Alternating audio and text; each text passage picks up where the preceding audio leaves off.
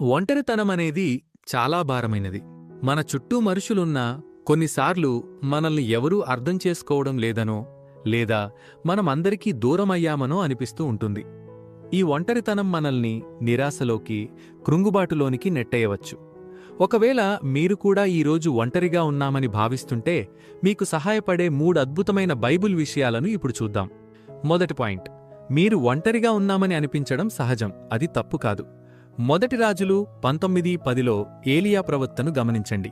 ఆయన దేవుని కోసం ఎంతో రోషంగా పనిచేశాడు. కాని యెజబెలు రాణి ఆయనను చంపాలని చూస్తున్నప్పుడు ఆయన భయంతో పారిపోయి ఒక పర్వతం మీద కూర్చొని దేవుడితో ఏమన్నాడో తెలుసా?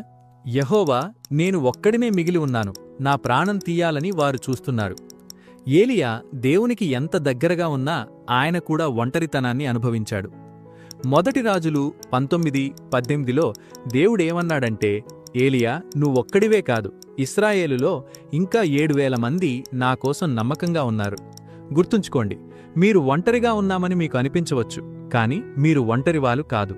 మన భావోద్వేగాలు కొన్నిసార్లు మనల్ని అలా నమ్మిస్తాయి, కాని దేవుడెప్పుడూ మనతోనే ఉంటారు.